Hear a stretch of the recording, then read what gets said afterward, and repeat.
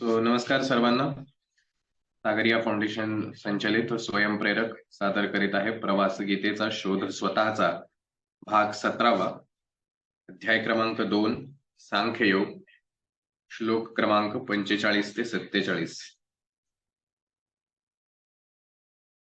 आतापर्यंतच्या 16 भागांमध्ये आपण वेगवेगळे आशय पाहिले, वेगवेगळ्या गोष्टी, वेगवेगळी उदाहरणं आणि आपल्या जीवनाशी निगडीत अनेक गोष्टी त्याच्यामध्ये आपण पाहिल्या.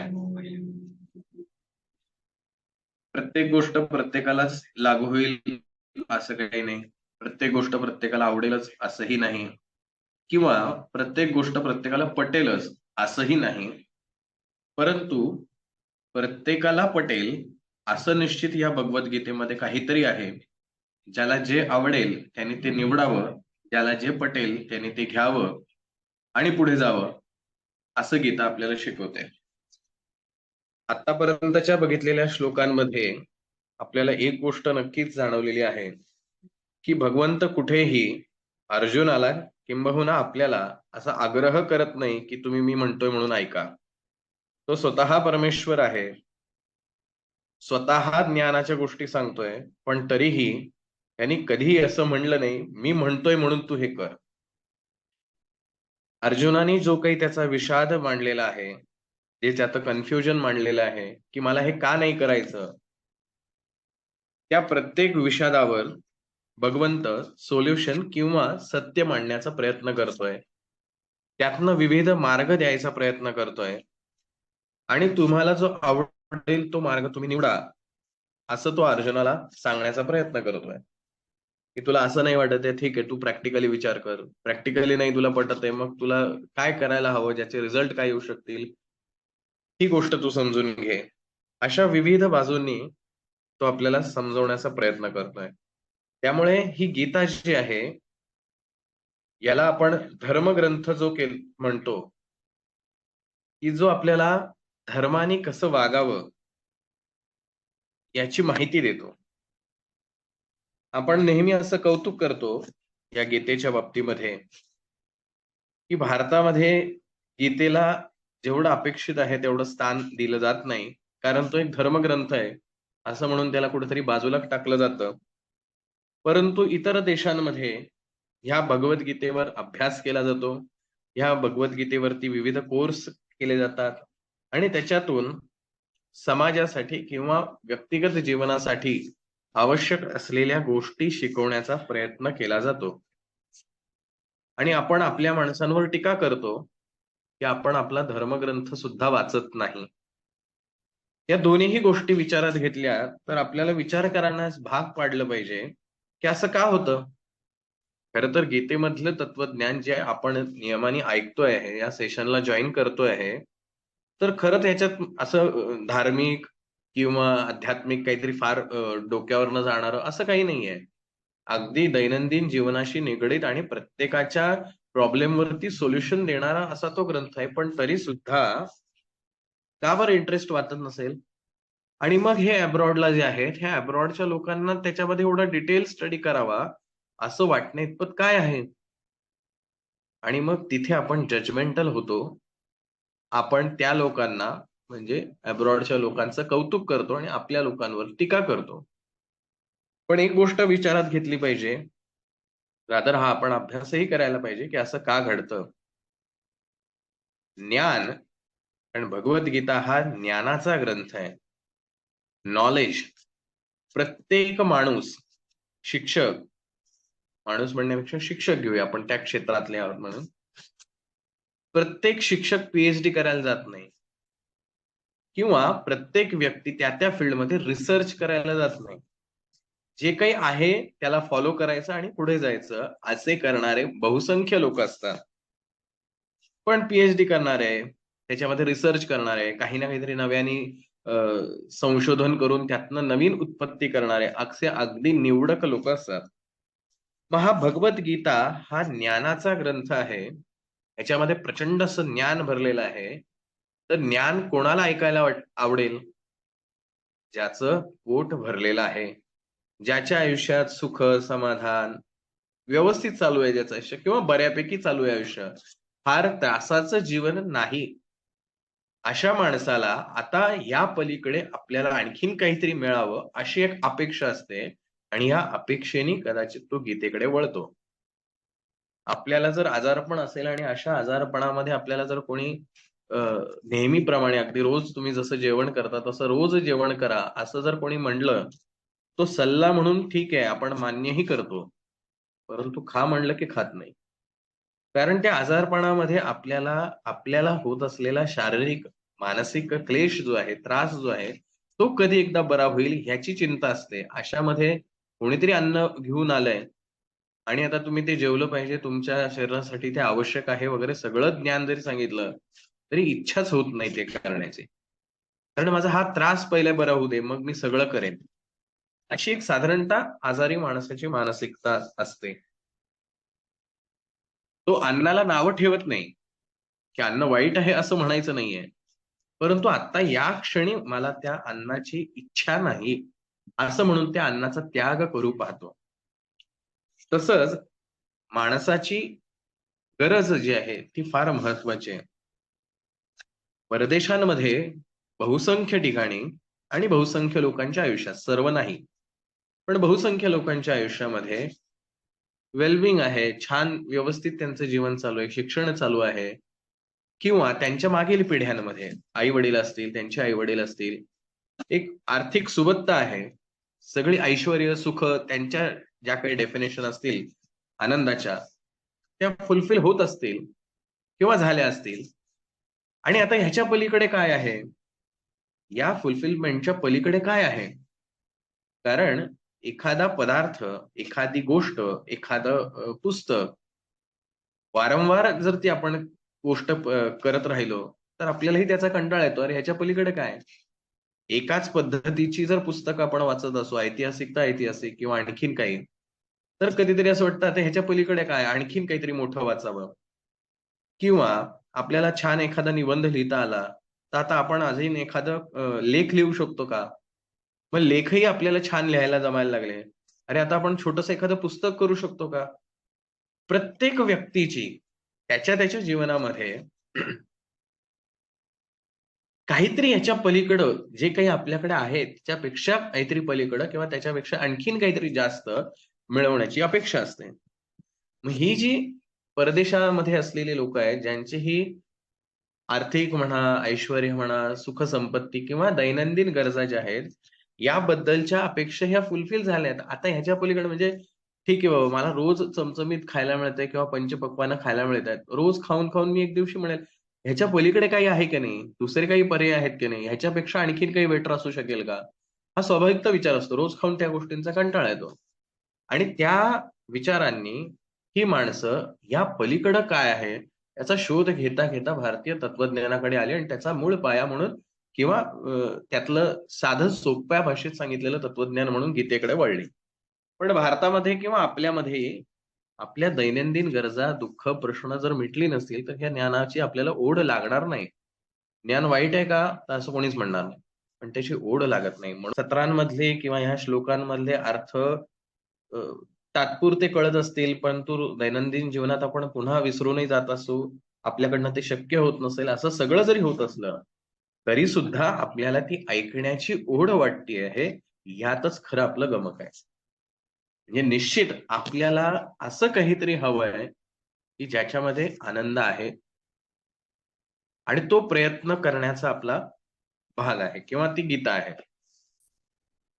पण तरी आजच्या सेशनमधले जे महत्त्वाचे 3 श्लोक आहेत, त्याच्याकडे आपण जाण्यापूर्वी आपल्या सागरिया फाउंडेशन आणि स्वयंप्रेरकचे आदर्श असलेले छत्रपती शिवाजी महाराज, सागरिया फाउंडेशनचे आदर्श असलेले छत्रपती शिवाजी महाराज आणि स्वामी विवेकानंद यांच्या स्मृतींना आपण वंदन करूया.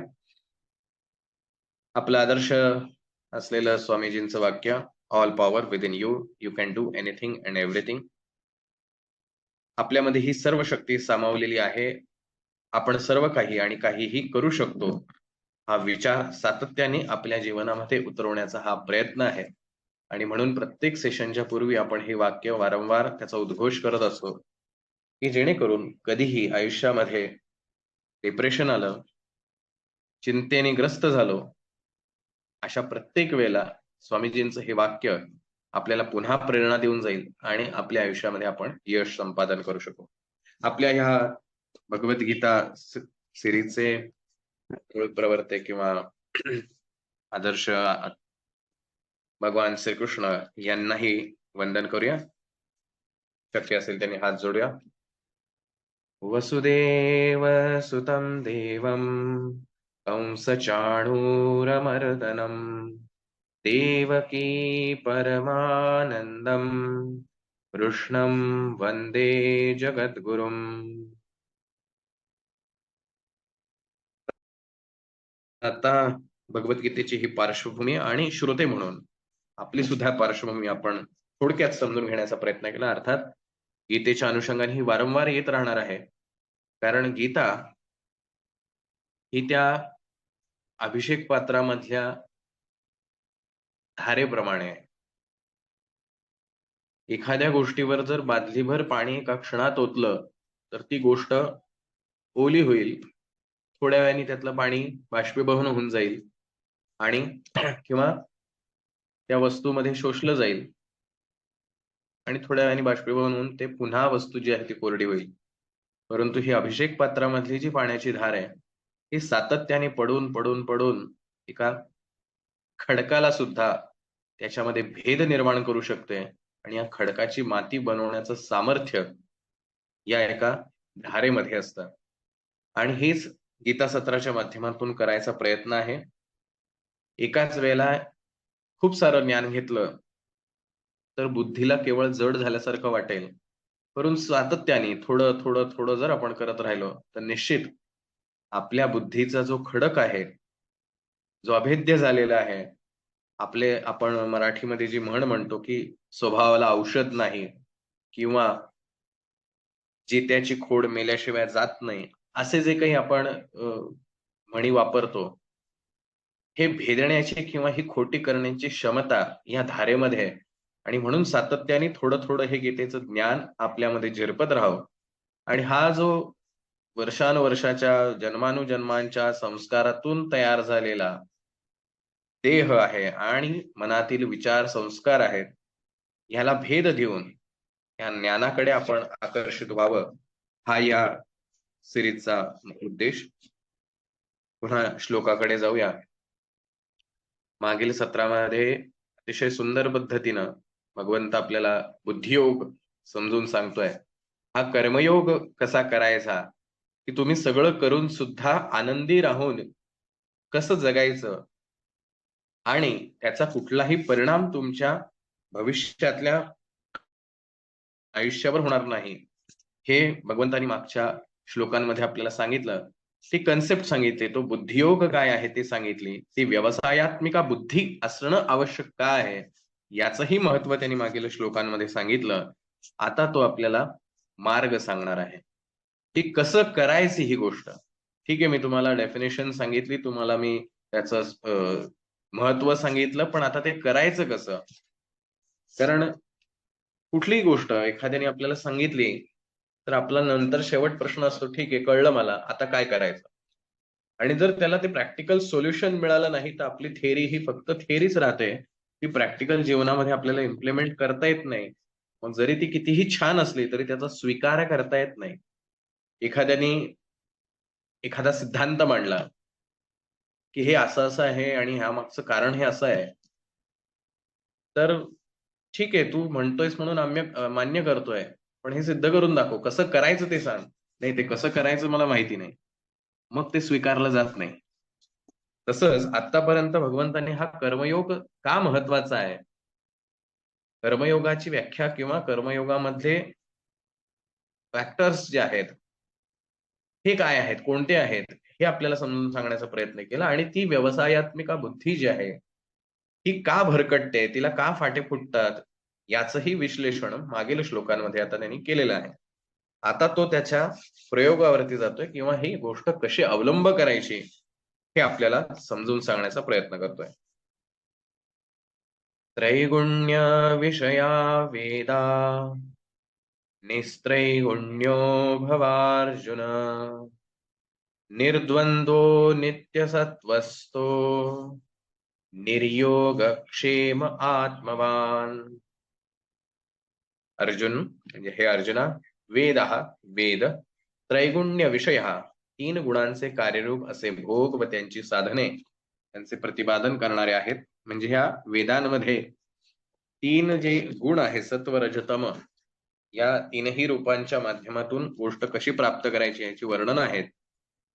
अतः म्हणून निस्त्रैगुण्य, ते भोग व त्यांची साधने यामध्ये आसक्ती रहित, निर्द्वंद्व म्हणजे हे जे द्वैत आहे, हे ड्युअलिटी जे आहे, नित्य सत्वस्थ, नित्य वस्तू अशा परमात्म्याच्या ठिकाणी जो नित्य असलेला परमेश्वर आहे तो परमेश्वर, निर्योग क्षेम, योग आणि क्षेम यांची इच्छा न करणारा, च आणि आत्मवान, अंतःकरण ज्याचे स्वाधीन आहे असा, भव तू हो.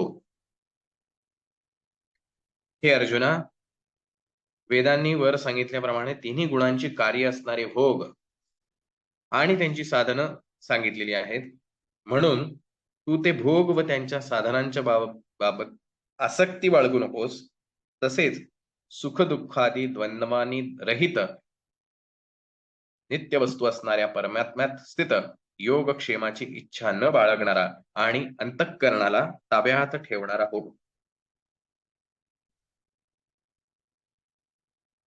इथे भगवंतानी दोन प्रकारच्या गोष्टींचं वर्णन केलेलं आहे. किंवा आता इथे तो अर्जुनाला समजावून सांगत असल्यामुळे थोडस त्याही दृष्टिकोनातून आपल्याला पाहिलं पाहिजे. अर्जुनाची असलेली पात्रता ही वेगळी आहे आणि म्हणून तो त्याला त्या पद्धतीनं मार्गदर्शन करू पाहतोय. पण दोन महत्वाच्या गोष्टी ज्या आपल्या जीवनात अत्यंत गरजेच्या आहेत त्या तो इथे भगवंत आपल्याला सांगण्याचा प्रयत्न करतोय. त्रैगुण्य विषया वेदा निस्त्रैगुण्यो भवार्जुन. आपल्या जीवनात प्रत्येकाच्या काय असावं किंवा काय मिळालं की आपण खुश होऊ असं वाटतं? हा प्रश्न आहे तुम्हाला, चॅट बॉक्सवर उत्तर लिहा. हे काय मिळालं की तुम्ही खुश व्हाल असं वाटतं? अर्थात त्या गोष्टी काय म्हणूया आपण, वस्तू रूपात किंवा व्यक्ती रूपात असं स्पेसिफिक न लिहिता जनरल लिहायचं की ह्या गोष्टी मला म्हणजे अन्न वस्त्र निवारा आहे, ह्या माझ्या गरजा जर भागल्या तर मी सुखी होईल. असं तुम्हाला काय वाटतं की तुमच्या जीवनात काय मिळालं की बास, मग त्याच्या पलीकडे तुम्हाला काही नाही मिळालं तरी चालेल, तुम्ही एकदम हॅपी राहाल, अल्टिमेट पीस तुमच्याकडे असेल, टेन्शन नाही, काही नाही, एकदम शांत. असं काय असेल तुमच्या आयुष्यामध्ये? ओके, सर्व म्हणजे थोडक्यात मला जे हवंय ते मिळालं की मला आनंद मिळेल. आणि हे मला जे हवंय ह्याचं पुढचं जे रिकामी जागा आहे की मला काय हवंय, हे वयानुसार, परिस्थितीनुसार आणि काळानुसार, टाइम त्यावेळेचं जे असेल त्याच्यानुसार बदलत राहतं. लहानपणी ज्या चॉकलेटसाठी मी हट्ट करायचो, रडायचो, भांडायचो, आज तेच चॉकलेट मला फार काही आवडत नाही. अर्थात हे सगळ्यांच्या बाबतीत असेल असं नाही. आजही बऱ्याच लोकांना चॉकलेट आवडतही असेल, आजही ते भांडतही असतील, नो प्रॉब्लेम. पण मी एक उदाहरण म्हणून घेतोय. बऱ्याच गोष्टी असतात ज्या लहानपणी आपल्याला खूप प्रिय असतात. आता फार काही त्याच्यात इंटरेस्ट नाहीये. बसमध्ये जायचं असेल, गाडीत बसायचं असेल, तर मला विंडो सीट पाहिजे. ह्याच्यासाठी आपण बऱ्याच वेळेला भांडायचो, आवडायचं ती गोष्ट. आता तसं काही नाही, की ठीक आहे यार, म्हणजे नाही मिळाले मला तर काही प्रॉब्लेम नाहीये. जी मिळेल ती I am also happy with that. म्हणजे काळानुसार, वयानुसार आपल्या इच्छा बदलतात. आज माझ्याकडे खूप छान पैसे आहेत, वेल सेटल्ड आहे. माझ्या सगळ्या गरजा भागत चालल्या आहेत. अशा वेळेला मला पैसा म्हणजे फार काही इंटरेस्टेड असं वाटत नाही. की अरे आणखीन खूप पैसा मिळायला पाहिजे, खूप पैसा. असं काही ठीक आहे, म्हणजे आहे माझ्याकडे, व्यवस्थित चालू आहे आणि भरपूर ऐश्वर्य आहे. ओके. पण तीच उद्या परिस्थिती बदलली आणि गरिबी आली, कर्ज घ्यायची वेळ आली, कर्ज फेडायची वेळ आली. त्यावेळेला मला तोच पैसा इतका हवावा असा वाटतो, की त्या पैशासाठी मी वाटेल ते करायला तयार असतो. मग माझ्या ह्या मनाच्या इच्छा ज्या आहेत, या काळानुरूप, वयानुरूप, या सतत बदलत राहतात. पण तरीही हे जरी बदलत असलं तरी त्यातलं एक कॉमन फॅक्टर बदलत नाही. तो म्हणजे मला त्या क्षणी जे हवंय ते जर मिळालं तर आय एम हॅपी.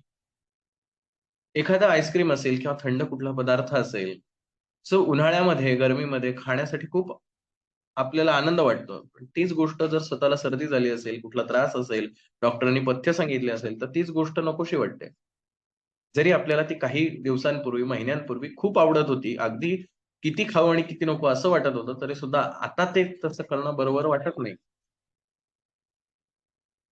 पण तरीही त्या वेळेला ती गोष्ट हवी असते. आणि हेच भगवंत इथे सांगतोय, की त्रैगुण्या वेदा निस्त्रैगुण्या भवार्जुन. की हे जे वेद आहेत, या वेदांमध्ये काय सांगितले आहे, तर मागे आपण बघितलं होतं 2 महत्त्वाच्या गोष्टी आहेत. एक कर्मकांड आहे आणि एक ज्ञानकांड आहे. हे कर्मकांड काय करतं? आपण कुठलेही स्तोत्र, मंत्र किंवा पूजा-पाठ, यज्ञ हे सगळं जर पाहिलं, तर ह्या सगळ्यामधनं फलश्रुती सांगितलेली आहे. की तुम्ही हे केलं तर तुम्हाला हे मिळेल, ऐश्वर्य मिळेल, बुद्धी मिळेल, सुख, संपत्ती, आणखीन काय तुमची पापं धुतली जातील, असं होईल, तसं होईल. हे सगळं त्याच्यामध्ये सांगितलेलं आहे आणि प्रत्येक श्लोक स्तोत्रामध्ये दिलेलं आहे. प्रत्येक यज्ञाच्या कारणांमध्ये दिलेलं आहे किंवा तुम्ही असं केलं तर असं मिळणार आहे. हे संपूर्ण वेदांमध्ये दिलेलं आहे कर्मकांडाच्या भागामध्ये. आणि पुढे भगवंत असं म्हणतो, "त्रैगुण्याविषया वेदा." हे जी इच्छा आहे, ही जी फलश्रुती दिलेली आहे, ही फलश्रुती कशाच्या आधारावरती आहे? तर ह्या त्रिगुणांच्या आधारेवरती. बघा आता त्रिगुणांच्या आधारेवरती ह्या इच्छा कशा आहेत? एक आपण असं घेऊया, हे 3 गुण कसे काम करतात? जो तामस्य बुद्धीचा आहे, तमोगुणी आहे, त्याची इच्छा आहे मला गुलाबजाम हवा आहे आणि भांड्यामध्ये 3च गुलाबजाम आहेत आणि आणखीन एक त्याचा भाऊ, बहीण और घरातला कोणतरी आहे, त्याला पण गुलाबजाम हवा आहे. हा तमोगुणी जो आहे, तो त्याची इच्छा पूर्ण करण्यासाठी ते तिन्ही गुलाबजामचं भांडं जे आहे ते स्वतःकडे ओढून घेईल, त्यासाठी भांडेल, मग काय काय वाटेल ते करेल. कारण त्याला ते हवंय. तोच रजोगुणी असलेला मुलगा आहे किंवा माणूस आहे आणि त्यालाही ते 3 गुलाबजाम हवे आहेत. तर तो समोरच्याला असं म्हणेल, की "बघ बाबा तुला म्हणजे मला हे गुलाबजाम हवे आहेत. पण मग एक काम करूया आपण, तू मला हे 3 गुलाबजाम दे, त्याच्या बदल्यात मी तुला हे देतो." असं काहीतरी डील करून कुठल्यातरी त्याला दुसऱ्या गोष्टीचं प्रलोभन दाखवून, दुसऱ्या गोष्टींचं आकर्षण निर्माण करून, ते 3 गुलाबजाम मिळवण्यासाठी तो विविध मार्गाने प्रयत्न करेल. आता हे विविध मार्ग कशाच्या आधारावरती आहेत? त्या रजोगुणाच्या आधारे आहेत, की तो स्वतःची इच्छा पूर्ण करण्यासाठी समोरच्याची एखादी इच्छा पूर्ण करेल. जसं एखादा अधिकारी, सरकारी अधिकारी किंवा कुठलाही माणूस असेल, तो काय म्हणतो? सगळेच नाही, अगदी स्वभावतः आपण फक्त उदाहरण म्हणून घेऊया, की समोरचा माणूस त्याला म्हणतो ज्याचं काम आहे किंवा "साहेब तुमची एवढी मला सही हवी आहे." तो म्हणतो, "ठीक आहे, मी तुझी सही करेन, पण तू माझी तेवढी इच्छा पूर्ण कर. मला एवढे-एवढे पैसे दे किंवा माझं काय आहे काम असेल व्हॉटएव्हर काम करून दे." किंवा घरामध्ये सुद्धा आई एखादे काम सांगते मुलाला, की "मी तुझं काम करते, मी तुझं ऐकेल किंवा मी उद्या शाळेत येऊन तुला असं सांगेन तुझ्या शिक्षकांना काय, पण तू माझं हे ऐकलं पाहिजे, तर मी करणार." म्हणजे माझी इच्छा पूर्ण करण्यासाठी मी दुसऱ्याला दुसऱ्या इच्छेचं प्रलोभन दाखवून ती गोष्ट मला कशी मिळेल, मला जे हवंय ते मला कसं मिळेल यासाठी मी प्रयत्न करतो. वाटी एकच आहे गुलाबजामची किंवा ते भांडं एकच आहे.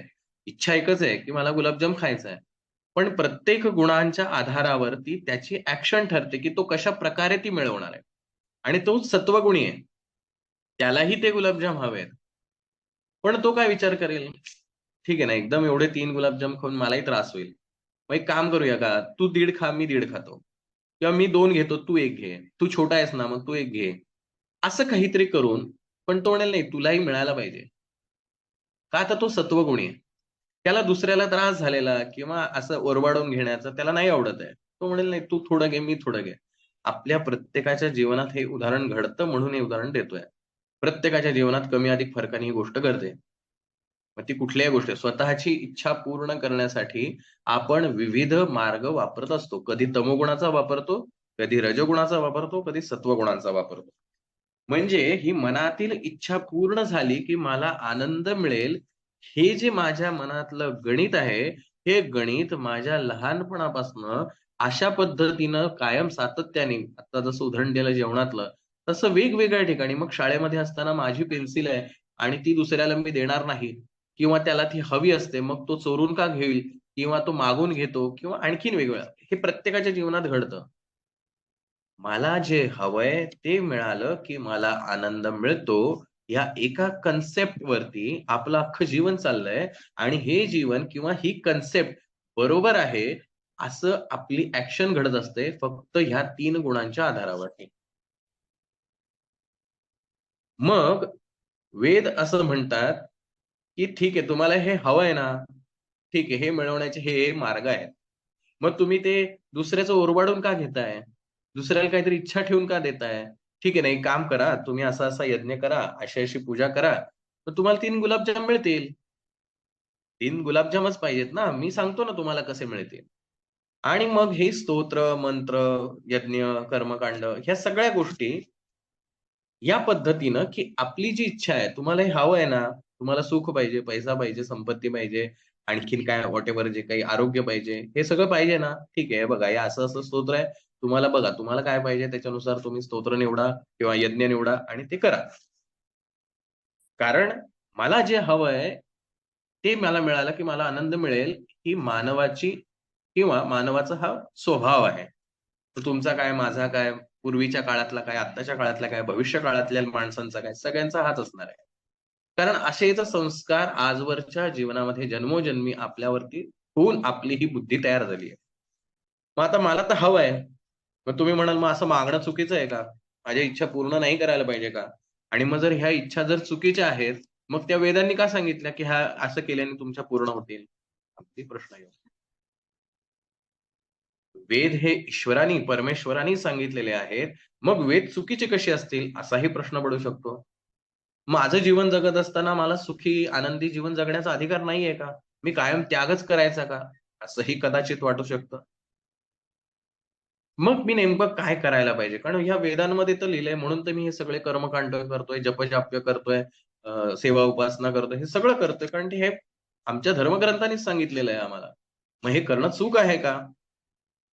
भगवंत या ठिकाणी अर्जुनाला स्पेसिफिकली अशी गोष्ट सांगतोय. कारण त्या अर्जुनाच्या दृष्टिकोनातनं नंतर आपल्याही वरती यायचंय, पण तत्पूर्वी आपण फक्त अर्जुनाचाच विचार करूया, की भगवंत असं म्हणतो, की हे वेदांनी जे ह्या 3 गुणांवरती आधारित असलेलं हे जे काही निस्त्रैगुण्यो भवार्जुनः हे जे सांगितलेलं आहे, की ही कर्म केली, की ह्याचे हे भोग तुला मिळतील. भोग म्हणजे काय म्हणूया प्लेजर ऑर रिझल्ट. हे तुला मिळतील. तर निर्द्वंद्वो नित्यः सत्त्वस्तो निर्योगक्षेम आत्मवान, की "अरे अर्जुना, तू ह्या सगळ्या द्वंद्वामध्ये पडू नकोस, कारण तू एक आध्यात्मिक उपासक आहेस." अर्जुन हा श्रीकृष्णाचा प्रिय सखा आहे आणि अर्जुनाचं भलं व्हावं, तो जसा सखा आहे तसाच अर्जुन हा भगवंताचा भक्त सुद्धा आहे आणि निष्ठावान आहे. अतिशय निष्ठावान, प्रामाणिक आहे, सच्चा आहे आणि भगवंताचा अतिशय प्रिय आहे. म्हणून भगवंत त्याला इथे सांगू पाहतो, निर्द्वंद्वो नित्यव सत्त्वस्तो, की हे जे द्वंद्व जे आहे, हे जे द्वैत आहे, तू आध्यात्मिक उपासक आहे, तू ह्या द्वैतामध्ये अडकू नकोस. कारण सुख आणि दुःख या एकाच नाण्याच्या 2 बाजू आहेत. आनंद आणि दुःख ह्याही एकाच नाण्या अर्थात आनंदाचा आत्ता आपण इथे अर्थ फक्त प्लेजर यापुरताच घेतोय. इच्छा तृप्ती. कुठलीही गोष्ट घ्या, जे आपल्या आयुष्यात म्हणजे आज ज्या गोष्टीचा आपल्याला आनंद वाटतो, मगाशी म्हटलं तसं, की ज्या थंड पदार्थाची, आईस्क्रीमची किंवा आणखीन काही आज आपल्याला जे छान वाटतंय, सुख देणारं वाटतंय, तेच उद्या सर्दी झाली, कफ झालाय, आणखीन काही त्रास असेल, अशा वेळेला तेच आईस्क्रीम आपल्यासाठी विषासमान असेल. म्हणजे जी गोष्ट आज आपल्याला सुख देतेय, तीच गोष्ट उद्या दुःख देणार आहे. आणि हे सातत्याने चालू आहे. उगवणारा सूर्य हा मावळणार आहे आणि पुन्हा उगवणार आहे, हे निसर्गाचं सत्य आहे. ते आपण नाकारू शकतच नाही. वर आलेली लाट ही खाली जाणारच आहे, हे आपण सत्य स्वीकारलंच पाहिजे. कारण वर आलेली लाट, अरे वा किती छान, आता वर आली, आता मी परत खाली जाणारच नाही, असं म्हणले तर ते किती मूर्खपणाचं ठरेल. आणि मग ही वर आलेली लाट किंवा हे आज माझ्याकडे आलेलं सुख, मला जे हवंय ते आत्ता माझ्या या क्षणी माझ्याकडे आहे. आता ते काही करून परत जाता कामा नये. कारण खूप वर्ष मी दुःख भोगलंय आणि आता ह्या सगळ्या दुःखानंतर मला हे सुख मिळालंय. आता मी हे सुख किंवा आनंद काही केल्या जाऊन देणार नाही, असं म्हणणं म्हणजे द्वैत आहे. कारण वर आलेली लाट ही खाली जाणार आहे, हा निसर्गाचा नियम आहे. आणि मग मी माझी सगळी शक्ती, सगळं बळ जे आहे ते एकाच गोष्टीसाठी लावतो, की हे जे सुख ज्याला मी म्हणतोय, ते कसं टिकून राहील. हे पुन्हा कधी जाताच कामा नये. माझी सगळी शक्ती मी त्याच्यासाठी लावतोय.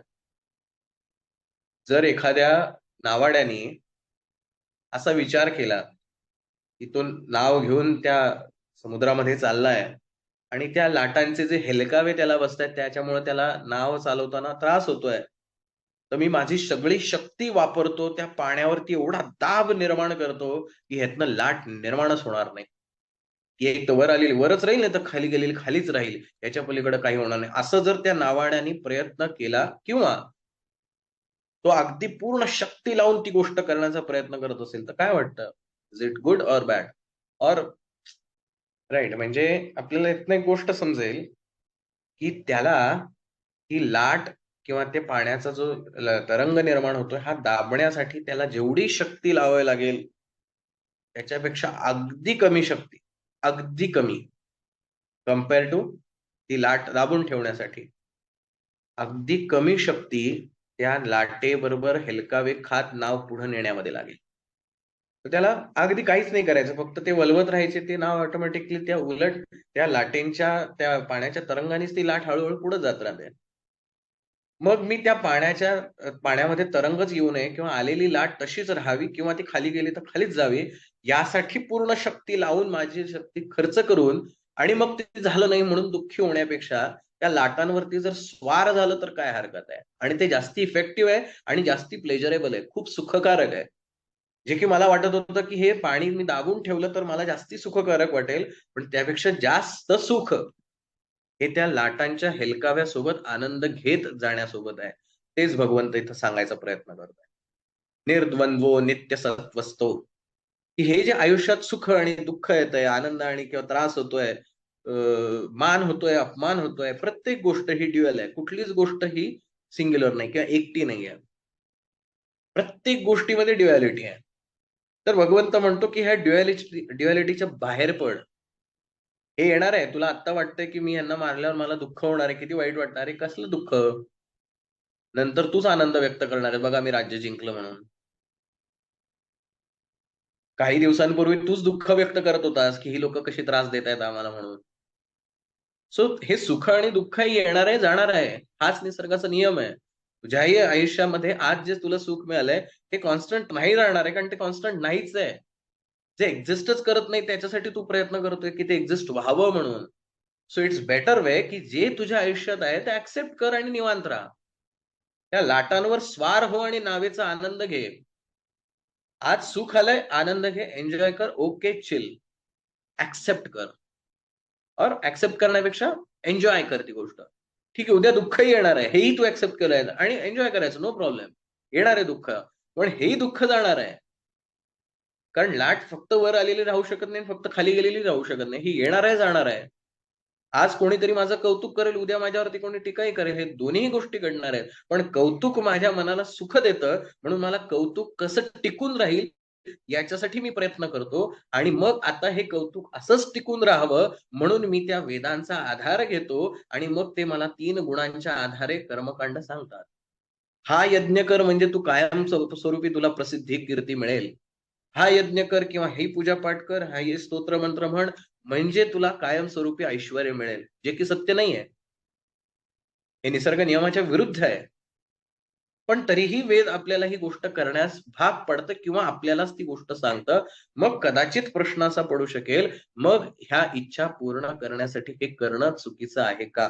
अजिबात नाही. अजिबात नाही. जरी हे ह्या तीनही गुणांनी युक्त आपण इच्छा पूर्ण करण्यासाठी हे सगळं करत असलो आणि त्या गोष्टी ज्या आहेत त्या कॉन्स्टंट नाही आहेत.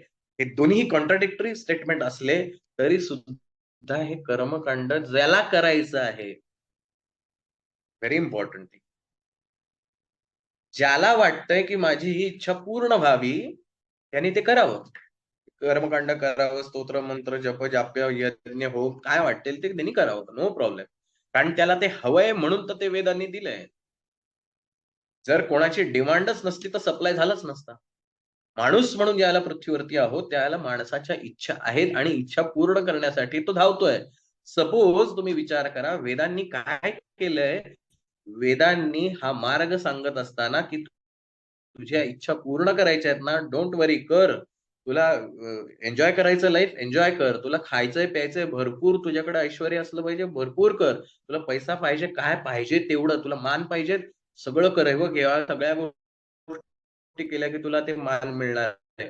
हे सगळं वेद आपल्याला कर्मकांड शिकवत आहे. याचं कारण असं, सपोज कल्पना करून बघा, या वेदांच्या जागी कोणीतरी आपल्या घरातला एक व्यक्ती, की ज्याच्यावर आपण डिपेंड आहोत, आणि मला एखादी गोष्ट हवी आहे आणि मी त्याला सांगितली, अरे मला ही गोष्ट हवी आहे. तो म्हणला, नाही तुला मिळणार नाही, ही गोष्ट चुकीची आहे, अमान्य आहे आणि हे मिळणार नाही. तो शांत बसेल?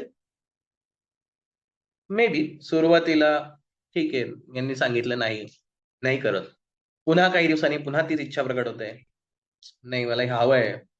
बघा ना, जसं वय वाढतं किंवा कंडिशन बदलते, पुन्हा ती इच्छा प्रकट होते. तो म्हणतो नाही मला हे हवंय. परत रेझिस्टन्स येणार, नाही नाही हे मिळणार नाही, हे चुकीचं आहे. जसं नशा करणारे किंवा वाममार्गाने काम करणारे लोक, अर्थात त्यांना कोणी त्याच्यासाठी सपोर्ट करत नाही की तुम्ही हे करा म्हणून. पण ते इच्छा त्यांची पूर्ण व्हावी ह्यासाठी ते चुकीचा मार्ग निवडतात. आणि मग त्या तमोगुणी वृत्तीनं ती गोष्ट मला कशी मिळेल, ती माझी इच्छा कशी पूर्ण होईल, याच्यासाठी ते एफर्ट्स लावतात. कारण मनात असलेली इच्छा किंवा मनाला जे हवंय ते मिळालं की आनंद आहे, ही कन्सेप्ट त्यांचीही असते, आपलीही आहे. मग आता वेदांनी किती मोठा रोल प्ले केलाय ह्या कर्मकांडाच्या बाबतीत. वेद म्हणलाय, तुला इच्छाच पूर्ण करायच्या आहेत ना, ठीक आहे, मी तुला पर्याय देतो. एथिकल पर्याय देतो. जे नैतिकदृष्ट्या चांगलं आहे, ज्याचा समाजालाही चांगलाच परिणाम होणार आहे, असे मी तुला पर्याय देतो. कारण हा समाज पुढे चालला पाहिजे. उद्या जर मला हे हवंय, पण हे मला माझा धर्म देत नाहीये, मी सोडून देईल तो धर्म. मी माझ्या मार्गाने मी ती गोष्ट मिळवण्याचा प्रयत्न करेल, की अरे हा मला माझा धर्म म्हणतो हे करू नको, ते करू नको, असं करू नको, तसं करू नको. मी काय करायचं? मला धर्मच नको. हे चाललो दुसरीकडे. आणि असं करत करत धर्मही संपेल आणि समाजही वाम मार्गाला गेल्यामुळे समाजाचंही अधःपतन होत जाईल. आणि हे होऊ नये म्हणून आपल्याच धर्माने, जरी हे एका दृष्टीने चुकीचं असलं, तरी ते म्हणले की नाही तुमच्या इच्छा पूर्ण करा. पण नैतिक अधिष्ठानावरती करा. चांगल्या गोष्टीने करा. काय होणार हे सगळं करून? तुम्ही कराल, अजून हे पाहिजे, ते पाहिजे, ते पाहिजे, ते भरपूर कराल, जन्मोजन्मी कराल, काहीच हरकत नाही. एक क्षण तरी येईल, ज्या क्षणी म्हणाल, "बास झालं यार, किती आता इच्छा आहे म्हणून. कंटाळा आला आता मला." आता वेदांनी काय आणखीन सांगितलंय का? मग ओके, नो प्रॉब्लेम. मी आहे ना. ज्ञानकांड तुमच्यासाठी आहे. ह्या इच्छा इतक्या तृप्त करत गेल्या, की आता त्या इच्छाच गळून पडल्या. जसं आपण म्हणतो एखादी गोष्ट सारखी आली, की त्याचा कंटाळा यायला लागतो. नको आता ते मला. नाही छान आहे, आवडतं मला, पण मला नकोय आता. पण ती इच्छा गळून जाते. कंटाळा येतो त्या गोष्टींमधला किंवा त्यातला इंटरेस्टच निघून जातो. वेद तेच म्हणताय, की तुम्ही इच्छा पूर्ण करायच्यात ना तुमच्या, कारण त्याच्यातच आनंद आहे असं तुमचं म्हणणं आहे ना, जरूर करा. मी तुम्हाला एथिकल वे दाखवतो. आणि मग हे स्तोत्र, मंत्र, कर्मकांड ह्यांची निर्मिती केली, की ह्या वेनी करा. भरपूर करा, पाहिजे तेवढं. जनकासारखा राजा, सीतेचे वडील, सर्वात महान आध्यात्मिक ज्ञान असलेला तो राजा. राजा आहे, चक्रवर्ती सम्राट आहे, ऐश्वर्य आहे, सुख, संपत्ती, समाधान सगळं काही त्याच्याकडे आहे. पण तो आध्यात्मिक आहे. आणि श्रेष्ठ आहे. असं नाही की नुसतं दाखवायला. श्रेष्ठ आध्यात्मिक व्यक्ती म्हणजे तो जनक आहे. त्यामुळे वेदांनी किंवा कुठेही असं म्हटलेलं नाही की तुम्ही कुठल्याच गोष्टी करू नका. म्हणून वेदांनी ह्या ज्या गोष्टी अर्जुनाची पात्रता लक्षात घेता भगवंत त्याला म्हणतो की तू ह्या गोष्टींमध्ये पडू नको, हे चालूच राहणार आहे. हे काय तू असलं म्हणून चालतंय अशातला भाग नाही. तू नसलं तरी ते तसंच चालू राहणार आहे, कारण इट्स नॅचरल. हा निसर्गाचाच भाग आहे. मी आहे म्हणून भारत देश चाललाय असं कोणी म्हटलं तर आपण म्हणू काय मूर्ख माणूस आहे. तू नसला तरी चालणारच आहे. माझ्यामुळे काय ती अर्थव्यवस्था चालू आहे. कोव्हिडमध्ये नाही का सगळे दारू पिणाऱ्या लोकांना असं वाटलं होतं, की माझ्यामुळेच अर्थव्यवस्था चालू आहे. आणि काय महापूर आल्यासारखं ते दारू प्यायला बसले, की माझ्यामुळेच काय ते सरकारला पैसा मिळतो. अरे नाही, तू नसलं तरी ते सरकार दुसरे पर्याय शोधतच असतं. पण मला असं वाटतं माझ्यामुळे हे सगळं काही होत चाललेलं आहे. आणि अर्जुन हा आध्यात्मिक पात्रतेमध्ये फार उच्च असल्यामुळे भगवंत त्याला म्हणतो, "तू ह्याच्यात पडू नकोस. या निर्द्वंद्वो नित्यसत्त्वस्तो निर्योगक्षेम आत्मवान." पुढचा शब्द निर्योगक्षेम आत्मवान हाही शब्द तितकाच महत्वाचा आहे. निर्योगक्षेम काय अर्थ बघितलाय आपण इथं? योग आणि क्षेम यांची इच्छा न करणारा. बऱ्याचदा योगक्षेम हा शब्द आपण अगदी रूढ अर्थाने किंवा अगदी सहज वापरतो. तो जसा काही एकच शब्द आहे असा योगक्षेम चालवा किंवा आपण स्वामींचे भक्त असल्याने महाराजांनी तो गीतेतला श्लोक सांगितला योगक्षेमम वहाम्यम. महाराज तुमचा योगक्षेम चालवतील. पण हा योग आणि क्षेम म्हणजे काय? कारण इथे दोन सांगितले योग आणि क्षेम. तरी तो योगक्षेम असा शब्द जरी वाटत असला तरी तो दोन शब्दांनी बनलेला आहे योग आणि क्षेम. योग म्हणजे तुमच्याकडे आत्ता जे आहे ते आणि क्षेम म्हणजे जे शिल्लक आहे, जे आणखीन तुम्हाला मिळवायचं आहे ते दोन्ही. आत्ता माझ्याकडे एवढे पैसे आहेत, ओके. मला आणखीन हे हवंय. योग आणि क्षेम. कुठलंही. माझ्याकडे आत्ता एवढं सुख आहे, ओके. माझी फॅमिली आहे, माझं हे चालू आहे, माझ्याकडे घर आहे, व्हॉटएव्हर जे काही आपल्या कंडिशन असतील. Okay, I am happy with that. पण मला आणखीन हे हवंय, दॅट इज अ क्षेम. योग आणि क्षेम. आज जे तुझ्याकडे आहे ते आणि तुला जे अपेक्षित आहे ते, जे काही शिल्लक राहतंय ते. या दोनही गोष्टींच्या तू बंधनात पडू नकोस.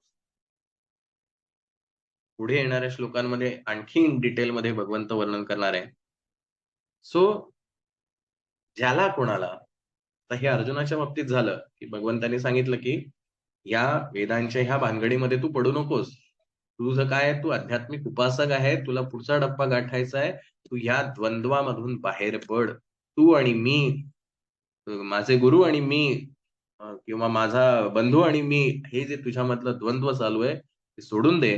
हे सुख आणि दुःख हेही तू सोडून दे. हा होणारा आनंद, हा होणारा मान, हा होणारा अपमान, हे सगळ्यांमधनं तू बाहेर पड. कारण ह्या लाटा ह्या येणार आहेत आणि जाणाऱ्या वर खाली ह्या चालूच राहणार आहेत आणि तेच त्यांचं मूळ स्वरूप आहे. त्यालाच आपण लाटा म्हणतो. जर एखाद्या पाण्याचा तरंग सरळ जात असेल, त्याला कुठेही काय म्हणे उंचवटाच येत नसेल, तर आपण त्याला लाट का म्हणू? पाणीच म्हणू. सो लाट ज्यावेळेला आपण असं म्हणतोय, त्यावेळेला उंचवटा आणि काय म्हणूया खाली त्याला उतरणं जे आहे, हे गृहीतच धरलंय. असं होऊ शकत नाही, की लाट आहे आणि फक्त ती वरतीच आहे, खाली जातच नाही. म्हणजे जेव्हा आपण लाट म्हणतो त्यावेळेला आपण हे स्वीकारलंय, की वर खाली जाणं हेच लाटेचं मूळ स्वरूप आहे.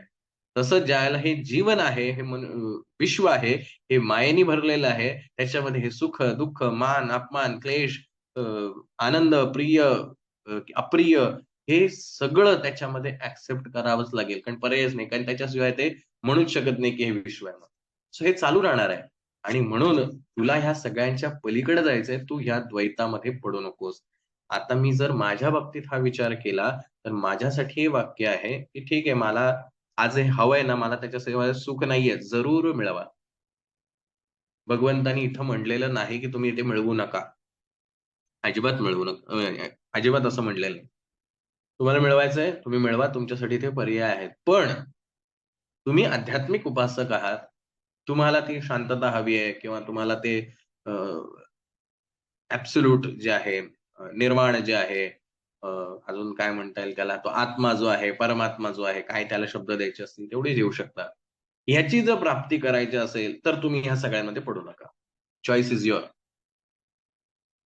तुम्हाला ह्या विश्वातील गोष्टींमध्ये आनंद आहे, त्या मिळवायच्या आहेत, जरूर मिळवा. पण तुम्हाला ते निर्वाण मिळवायचंय, तुम्हाला तो मोक्ष मिळवायचा आहे, तुम्हाला तो अल्टिमेट पीस हवा आहे, मग नका जाऊया. मग तुम्ही त्या नावाड्यासारखं व्हा, फ्लोट करा पाण्यावरती. आनंद घ्या. त्या लाटांच्या वर खाली जाण्याचा आनंद घ्या. उगाच ती लाट वरती का आली आणि खाली का आली याचं जजमेंट करत बसू नका. मला सुख का आलं आणि मला दुःख का आलं? मी काय पाप केली होती, मी काय पुण्य केलं होतं? कारण सगळ्या ज्या गोष्टी आहेत आपल्या जीवनामध्ये आपल्याला ज्या सांगितल्या आहेत, चांगलं काम कर म्हणजे पुण्य मिळेल, चांगलं पुण्य कमवलंस म्हणजे चांगलं सुखाच्या गोष्टी मिळतील. आणि म्हणून मी पुण्याच्या मागे धावतोय. आणि ऑफकोर्स ती एका दृष्टीने म्हणजे हा दोन्ही भाग समजून घ्या. शेवटी हा समाज जो आहे, हा समाजामध्ये भिन्न-भिन्न विचारांची माणसं आहेत आणि प्रत्येकाला जे हवंय ते देण्याचं सामर्थ्य किंवा तसा धर्म असला पाहिजे. जो धर्म फक्त स्पेसिफिक लोकांपुरता असेल तो सर्व मान्य धर्म होऊ शकत नाही. आज हिंदू धर्म ज्याला सनातन धर्म आपण असं म्हणतो किंवा याही पेक्षा अगदी विशेष नाव जे आहे त्याला वैदिक धर्म जे म्हणतो, की हा वेदांना प्रमाण मानणारा, या वेदांनी सुद्धा ह्या गोष्टी आपल्याला तेच सांगितलेल्या आहेत, की बाबा रे तुला काय हवंय हे तुला निवडायचंय. तुला ह्या गोष्टी हव्यात, सुख हवंय, संपत्ती हवी जरूर हे बघ हे तुझ्यासाठी पर्याय आहे. तुला हे नकोय तुला ह्याच्यापेक्षा तो पीस हवाय, अल्टिमेट पीस हवाय, ते शाश्वत सुख हवंय. ठीक आहे तुझ्यासाठी हा पर्याय आहे. निवड आपल्याला करायची आहे. फार महत्वाचं आहे. पुढच्या श्लोकांमध्ये आपण जाऊया आणि आणखीन डिटेलमध्ये त्याचा अर्थ समजून घेण्याचा प्रयत्न करूया. होपफुली हा श्लोक समजला असेल. पुढचा श्लोक फार महत्वाचा आणि त्याच्या यावानर्थे उदपाने सर्वतः संप्लुतोदके तावान् सर्वेषु वेदेषु ब्राह्मणस्य विजानतः. सर्वतः सर्व बाजूंनी संप्लुतोदके परिपूर्ण असा जलाशय प्राप्ते सती प्राप्त झाला असताना उदपाने लहानशा जलाशयात यावान जितके अर्थ प्रयोजन असते विजानतः ब्रह्माला तत्वतः जाणणाऱ्या ब्राह्मणस्य ब्रह्मज्ञानाचे सर्वेषु समस्त वेदेषु वेदांमध्ये तावान तितकेच अर्थ प्रयोजन असतात. सर्व बाजूंनी भरलेला मोठा जलाशय मिळाल्यावर लहान जलाशयाची मनुष्याला जेवढी गरज असते तेवढीच गरज चांगल्या प्रकारे ब्रह्म जाणणाऱ्याला ब्रह्मज्ञानाला वेदांची उरते. श्लोक छोटासा आहे, संदर्भही छोटासा आहे, अगदी म्हणजे पुढच्या श्लोकांना आणि मागच्या श्लोकाला कनेक्ट करणारा असा तो श्लोक आहे. पण तरी एका दृष्टीनं आपल्याला समजून घेण्यासाठी महत्वाचं आहे. याचं आणखीन या श्लोकाचं वेगळ्या प्रकारेही स्पष्टीकरण देता येऊ शकतं, की एखादा पूर्ण पाणी भरलेला मोठा तलाव आहे. अगदी छान गोड पाणी आहे त्याचं. थंड पाणी आहे मस्त पिण्यात. अगदी आपली तृष्णा जी आहे ती पूर्ण शांत होईल. मला ना समाधान मिळेल. इतकं सुंदर ते पाणी आहे. आणि आपण तहानलेले आहोत. कोण आहे आपल्यापैकी असा जो अख्खा तलाव पिऊन टाकेल? आणि इतकं सुंदर पाणी त्याने आजपर्यंत प्यायलेलं नाही. इतकं चविष्ट, गोड, थंडगार आणि तहान लागली. असं कोण आहे आपल्यापैकी जे संपूर्ण तलावच पिऊन टाकेल? कल्पना नाही, सत्य की खरंच मी तेवढा तलाव पिऊ शकेल असं कोण आहे? पहिल्या श्लोकामध्ये त्यांनी तेच सांगितलं, की अरे ते तळ जे आहे ते फार भरलेलं आहे, सुंदर आहे, चविष्ट आहे, सगळं आहे. तू तहानलेला आहे. तू काय करशील? तुला जेवढं पाहिजे तेवढंच पिशील. तुझी एवढी तहान आहे तेवढंच पिशील. Then भगवंत said, तावान सर्वेषु वेदेषु ब्राह्मणस्य विजानतः. तसंच या वेदांमध्ये सर्व काही दिलेलं आहे. कर्मकांड सुद्धा दिलाय, ज्ञानकांड सुद्धा दिलंय. तुझी तहान कुठली आहे की तू ठरव आणि तुझ्यापुरतं पाणी घे. तुला तुझ्या इच्छा पूर्ण करायच्या आहेत, तुला सुख मिळवायचंय, तुला म्हणायचंय की नाही मला हे या जन्मात तर खूप सुखी व्हायचंच आहे. जेवढं सुखी होता येईल तेवढं सुखी व्हायचंय. पण या जन्मात सुखी होऊन पण मी तृप्त होणार नाही. मला आणखीन सुखी व्हायचंय, आणखीन सुखी व्हायचंय. मग मला हे आणखीन सुख कुठे मिळेल? हाच स्वर्गात मिळेल. मग तो स्वर्ग कसा मिळेल? याच्यासाठी मला पुण्य कमवलं पाहिजे. कारण मला सुख हवंय. जोपर्यंत सुख मिळणार नाही, तोपर्यंत मी तृप्त होणार नाही. मला सुखी व्हायचंय. सुखी होण्यासाठी मी वाटेल ते करायला तयार आहे. ओके, तुझी तहान ती आहे. तुला वेदांमध्ये दिलेलं आहे. तुझ्या तहानेनुसार तू पाणी पिऊन मोकळा हो. पण तुला ह्या मनुष्य जन्मात आलोय, काहीतरी उद्देश आहे या मनुष्य जन्मामध्ये येण्याचा. कारण मनुष्य जन्म हा दुर्मिळ आहे. 84 लक्ष योनी फिरल्यानंतर तो मनुष्य जन्म मिळतो. मला हा जन्म वाया घालवायचा नाही. मला त्या परमेश्वराचा ध्यास धरायचा आहे. त्या परमेश्वराची प्राप्ती करून घ्यायचंय. ह्या जन्म मरणाच्या चक्रातनं बाहेर पडायचं आहे आणि एक ती शांतता जी आहे, ती अल्टिमेट जे आहे, ते निर्वाण जे आहे, ते प्राप्त करून घ्यायचंय. ओके, तुझ्यासाठी प्राणी आहे. तुझी जी तहान असेल त्यानुसार तू पी. एखाद्याला कमी तहान असेल, एखाद्याला जास्ती तहान असेल. भगवंतांनी म्हणलेलंच नाही, की तू पाणी पिऊच नको किंवा पाणी एवढंच पी. तुझा चॉईस. विचार करा, आपण बऱ्याचदा खूप म्हणजे ती गफलत नाही म्हणता येणार, पण तरीही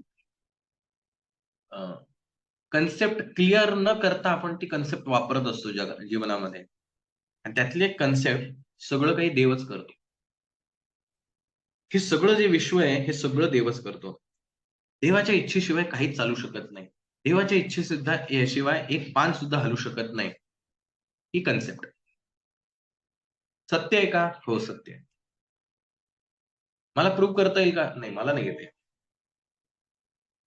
मी मांडतोय त्याच्यासाठीचे एक्सप्लेनेशन देतोय, पण मी एक काय म्हणूया त्याला? ते सत्य आहे हे मांडू नाही शकत. पण कन्सेप्ट आहे का? तर येस. आणि मग त्याच धर्तीवर आपण एक उदाहरण घेऊया. सेम, की जे करतो ते देव करतो. मी काहीच करत नाही. देवाच्या इच्छेनेच सगळं काही चालतं. या कन्सेप्टवरती आपण एक उदाहरण बघूया. एक आई-वडील आहेत आणि एक त्यांचा मुलगा आहे. आई-वडिलांनी त्या मुलाला सांगितलंय लहानपणापासून, "मी जसं सांगेल तेवढं आणि तेवढंच करायचं. तुला काहीही करायचं नाही. तू स्वतःच्या बुद्धीने चालायचं नाही. तुला कसलेही अधिकार नाही. तू कुठल्याही इच्छा व्यक्त करू शकत नाहीस. अगदी गुलाम म्हणूया किंवा जनावर म्हणूया. बैल, गाय जे आपल्याकडे असतात की आपण दिलं तर ते खातात, नाही दिलं तर नाही खात. इव्हन ते हंबरतात तरी किंवा आवाज तरी काढतात, की भूक लागली म्हणून. इथे तोही ऑप्शन ठेवायचा नाही. काहीच नाही. तुला मिळालं तर खायचं, नाही मिळालं तर नाही खायचं. सगळ्या माझ्या इच्छा आहेत. असं जीवन तुम्हाला जगायला आवडेल का? तुम्ही आत्ता जी सगळी नो आन्सर केली आहेत, हीच माणसाची प्रवृत्ती आहे. की त्याला जर असं बांधून ठेवलं, की तुला काहीच करायचं नाही. मी जेवढं सांगेल तेवढंच करायचं. असं जर त्याला जगवलं, तर तो जगणंच सोडून देईल. नको म्हणेल हे सगळ्या गोष्टी. येस, अगदी गुलामासारखं कोणीच जगणार नाही. आणि आपण गुलामासारखं जगावं अशी आपली इच्छा आहे. आणि म्हणून आपण नाही, नाही, जे सगळं करतो ते देवच करतो. तर सगळं देवच करतो, तर त्याने आपल्याला जन्मालाच का घातलं असतं? इतर प्राण्यांपेक्षा आपल्याला तेवढी बुद्धीच का दिली असती? म्हणून मी सुरुवातीला म्हटलं तसं, आपण जी कन्सेप्ट स्वीकारतो, ती कन्सेप्ट आपण फक्त शब्दशः स्वीकारतो. त्यातला अर्थच आपल्याला मुळात कळत नाही. की देवाची इच्छा आहे किंवा देवाच्या इच्छेने हे सगळं चालतं, ही कन्सेप्ट योग्य बरोबर आहे का चूक आहे? अगदी बरोबर आहे, सत्य आहे. पण मला ती समजली आहे का? मोठा प्रश्नचिन्ह आहे. आणि मग मी हे स्वतःला गुलामासारखं जगण्याचा प्रयत्न करतोय आणि ह्या गुलामीलाच मी भक्ती असं नाव देऊन टाकतो. खरं तर गुलामी आणि भक्ती ह्याच्यामध्ये बघायला गेलं तर म्हणजे ह्या अर्थाने तर अगदी पुसटशी रेषा आहे. पण खूप महत्वाची आहे. आणि नेमकी तिथेच गडबड होतीये. आणि ह्या गुलामीला आपण भक्ती समजून मी किती चांगली भक्ती करतोय असं म्हणून विचार करतो. पण सरतेशेवटी हातात काय येतं? गुलामाच्या हातात काय राहणार आहे? मालक जेवढं टाकेल तेवढंच. आणि मग मी रडतो, "अरे मी एवढं देवाचं केलं, मी असं केलं, तसं केलं, माझं देव ऐकत का नाही?" गुलामाचा मालक किती ऐकेल?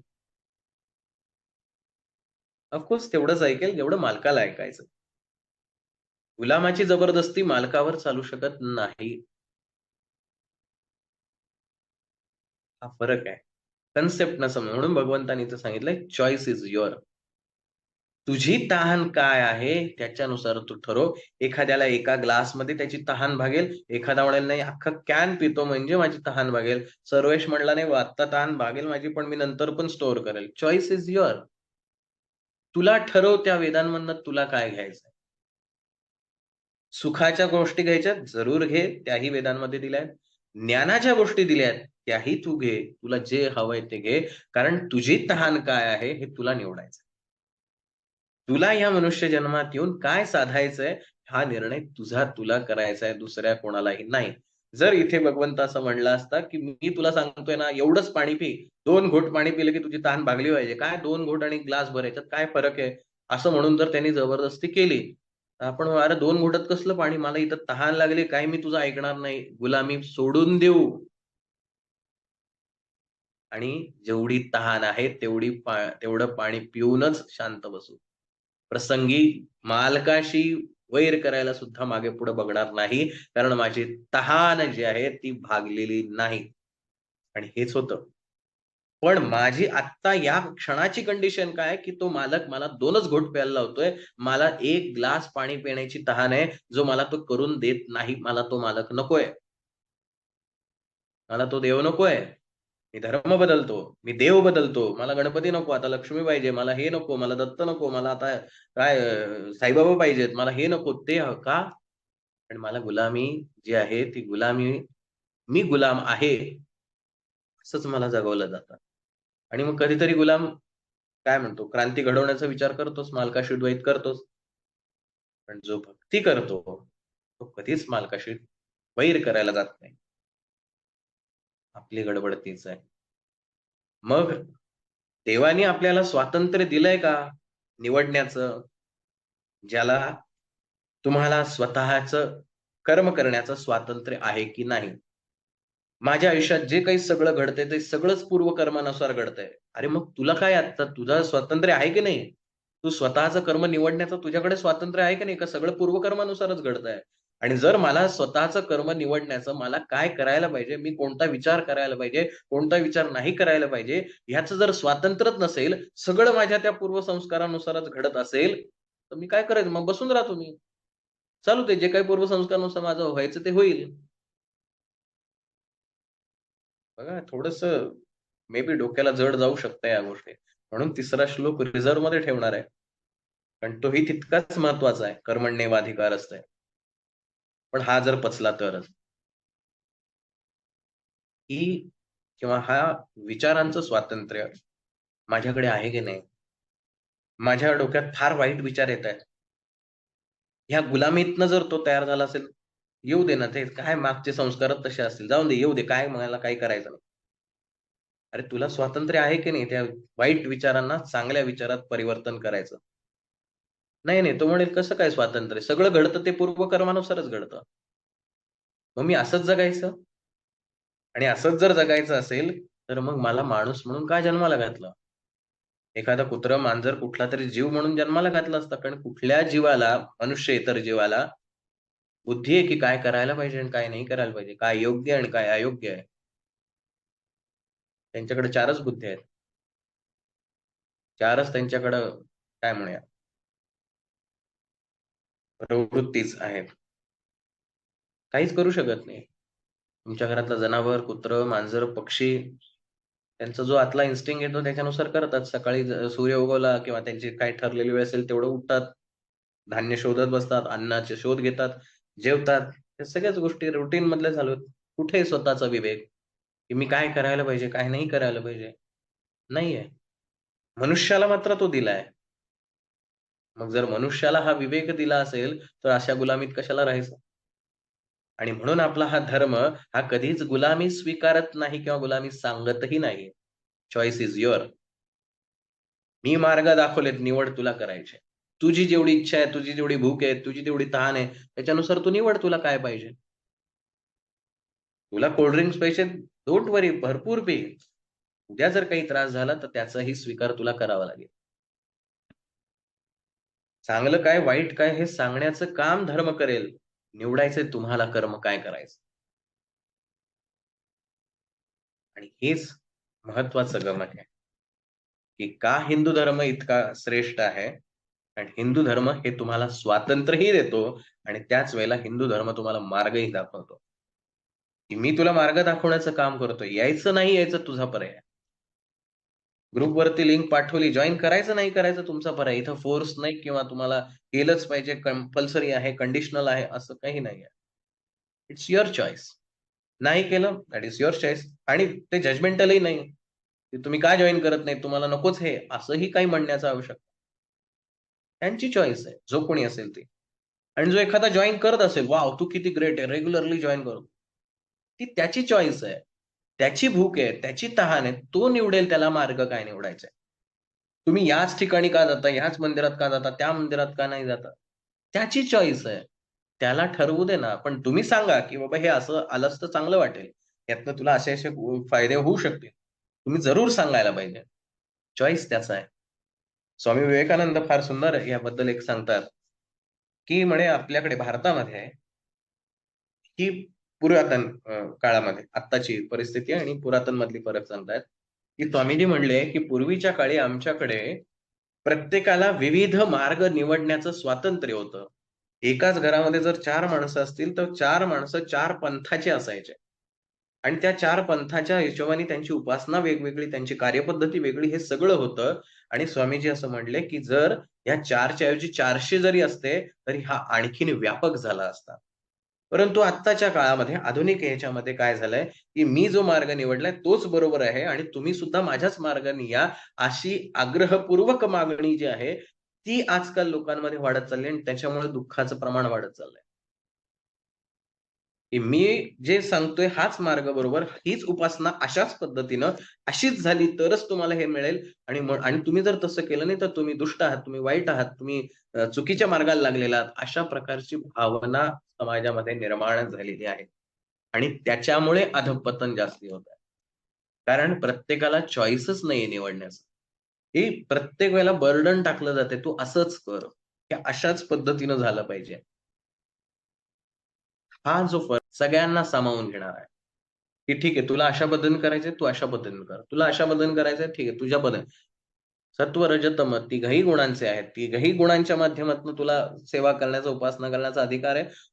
आम्ही तुला मार्ग दाखवण्याचा प्रयत्न करतोय. कारण वेदांचा, उपनिषदांचा उद्देश आहे, की मानवाला त्याच्या परमोच्च स्थानी घेऊन जाणं. मग ठीक आहे, एखाद्या पहिल्या पायरीवर आहे. त्या पहिल्या पायरीवरनं त्याला दुसऱ्या पायरीवर आणलं जाईल. दुसऱ्यावरनं तिसऱ्या, तिसऱ्यावरनं 10व्या आणलं जाईल. एखादा 9व्या पायरीवर आहे, त्याला 9व्यावरनं 10व्या पायरीवर आणलं जाईल. वेद म्हणतो आम्ही सगळे मार्ग ठेवलेत. तुम्ही ठरवा तुम्ही कोणत्या पायरीवर आहे. आणि तोच धर्म म्हणून आजपर्यंत टिकून आहे आणि भविष्यातही टिकून राहणार आहे. कारण तो सर्वसमावेशक आहे. कारण ते तळच असं आहे, सर्वांची तहान भागवणार आहे. तुम्ही निवडायचंय तुम्हाला काय हवंय.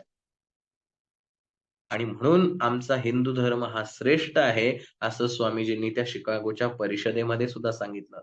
इथे तुम्ही प्रत्येक जण जे आलेले आहात, प्रत्येक धर्माचे धर्मगुरू जे आलेले आहेत, ती माझीच रेष कशी मोठी आहे, हे सांगण्यासाठी आणि ते ओढण्यासाठी तुम्ही इथे आलात. माझा धर्म असं म्हणतो, की तुम्ही सर्वच रेषा या माझ्यामध्येच सामावलेल्या आहेत. हा फरक आहे आपल्या धर्मामध्ये, आपल्या धर्माच्या विचारांमध्ये आणि इतरांमध्ये. म्हणून गुलामीमध्ये जगणं हे आपल्या धर्माने कधीच सांगितलं नाही. आपल्या धर्माने सांगितलं गुलामीच जर पत्करायची असेल, मागच्या श्लोकामध्ये आणि पुढच्याही श्लोकामध्ये येणार आहे.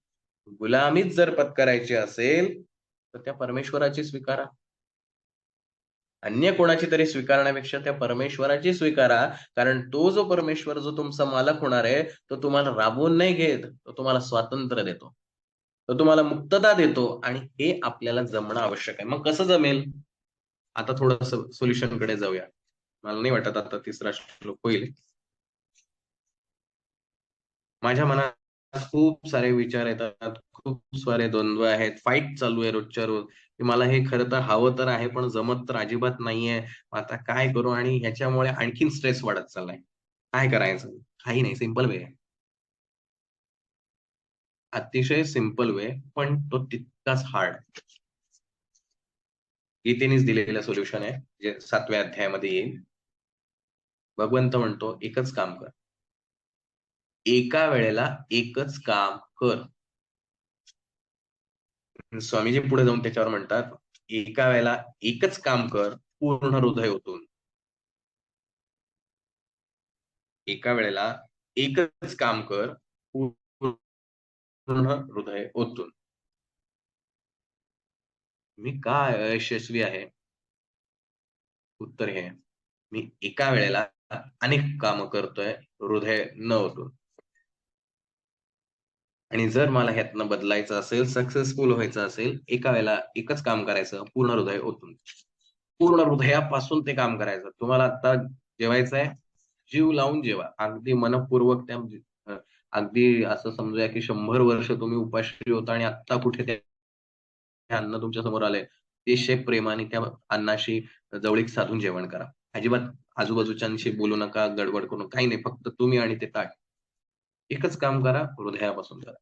टीव्ही बघताय, अतिशय मनापासून बघा. आयुष्यात कधी टीव्हीच बघितला नाही, इतक्या प्रेमाने बघा. जेवढ्या वेळी बघायचंय, 10 मिनिटं बघायचंय, 5 मिनिटं बघायचं, व्हॉटएव्हर जो असेल. सेशन अटेंड करायचंय, इच्छा आहे ना, ओके. पूर्ण वेळ इतकं शांत राहून फक्त सेशन अटेंड करायचं. कुठलीही दुसरी कृती नाही. कृती ही शरीराने नाही, मनाने सुद्धा नाही. एका वेळेला एकच काम पूर्ण जीव लावून किंवा हृदय ओतून. एवढा जर टास्क जमला, सगळं जमलं. आयुष्यात दुसरं काहीच करायची गरज नाही. पण हे जितकं सोपं वाटतं, तितकं हे आहे नाही. कारण आपलं मन हे चंचल आहे, सतत धावतंय, त्याला धावायचंय. तुम्ही त्याला थांबा म्हणलं, की तो आणखीन त्वेषाने उसळतो आणि तो म्हणतो, "मला थांबा म्हणता थांबा." अजून 4 कामं वाढवतो. सो इतकं सोपंही नाही. मग काय करायचं? प्रयत्न, प्रयत्न, प्रयत्न. कन्सिस्टंटली. सातत्याने प्रयत्न. स्वामीजी असं म्हणतात, फार महत्वाचं आहे स्वामीजींचं भाषणं, चरित्र, साहित्य. एक वेळा नाही, 1,00,000 वेळेला तुझं काम करण्यामध्ये जरी तुला अपयश आलं असेल, तरी 1,00,001 वेळेला पुन्हा उभं राहा आणि पुन्हा ती गोष्ट करण्याचा प्रयत्न कर. तू नक्की जिंकशील. पण तू करत राहा. म्हणून मला जमतच नाही. ठीक आहे ना, नाही जमत ना, एक्सेप्ट आहेच ना, ते कोणालाच जमत नाही. मला जमवायचं. मी प्रयत्न करेन. अरे, मला सकाळपासून मी 100 गोष्टी केल्या, पण 100 मध्ये एकदाच मला असं जमलं, की मी सक्सेसफुल झालो. अरे, जमलं ना, वॉव! ते 99 कडे नका बघत. एकाकडे बघा. एक जमू शकतं, तर 2 पण जमतील. मग आता एकाचं 2 कसं होईल, याच्यासाठी मी प्रयत्न करेन. मे बी ते 2 जमण्यासाठी मला अजून 1 महिना जावा लागला. सातत्याने प्रयत्न करून मला आता 100रातली 2 कामं अशी जमली, की मी फक्त त्या कामाच्या वेळेला तेच काम करतो, दुसरं काहीच काम करत नव्हतो. पूर्ण हृदय ओतून. वॉव! मला 2 जमले. करत राहा ना. हे आयुष्य संपेपर्यंत कदाचित 15-20 पर्यंत तरी पोहोचू. ह्या 15-20 मध्ये जे जमलंय त्याचं फलश्रुती म्हणून पुढच्या जन्मात असं काहीतरी चांगलं मिळेल, की त्यातनं आपण अजून 30-40 पर्यंत पोहोचू. करत राहूया, करत राहूया, करत राहूया. एक दिवस येईल त्याला 100च्या 100 पैकी कामं आपली जीव लावून असतील आणि एका वेळेला एकच काम असेल. सो एफर्ट्स थांबवायचे नाहीत. दॅट इज चरैवेती, चरैवेती, चरैवेती. Keep walking, keep walking, keep walking. चालत राहा, चालत राहा, चालत राहा. दुःख आलं, चालत राहा. सुख आलं, चालत राहा. चालणं थांबवू नका. एवढं जर जमलं, तर निश्चित आपली तहान भागवण्याइतपत तळं आपल्याकडे सहज उपलब्ध आहे. आपण भागवायची काही नाही. Choice is ours. आपल्याला ठरवायचंय, निर्णय आपल्याला घ्यायचा आहे. मला तहान भागवायची काही नाही. तळं इथं उपस्थित आहे. पूर्ण पाण्याने भरलेलं आहे. चविष्ट आहे, गोड आहे. आता ह्या गोष्टींचा आत्ता जे आपण 2 श्लोक पाहिले, हे कर्मयोग आहे. ह्याच्यातून प्रॅक्टिकल लाईफमधनं कसं इम्प्लिमेंट करायचं तो पुढचा श्लोक कर्मण्येवाधिकार असते मा फलेषु कदाचन. हा जो आपण नेहमी अनेकदा अगदी प्रसिद्ध आहे, वारंवार आपल्या तोंडात असतो किंवा इतरांच्या तोंडी आपण ऐकत असतो. हा श्लोक जसं आपण अ, ह्याला 16वा श्लोक पाहिला होता. नासतो विद्यते भावे. त्यावेळेला असं म्हटलं होतं, की हा श्लोक ज्याला समजला त्याला पुढची गीता पण वाचण्याची गरज नाही. इतका तो एका श्लोकात सगळा सार सामावलेला आहे. ते ज्ञानयोगाचं संपूर्ण सार त्या एका श्लोकामध्ये. तसंच कर्मयोगाचं संपूर्ण सार हा पुढचा श्लोक ज्याला समजेल, कर्मण्येवाधिकार असते. त्याला आयुष्य समजल्यासारखं होईल. त्याचं आयुष्य अगदी बटर लावलेलं जसं असतं एकदम स्मूथ तसं होऊ शकतं. इतकं सामर्थ्य आहे आणि पूर्ण सुखासीन, पूर्ण आनंददायी, कधीही दुःख आयुष्यात नसेल.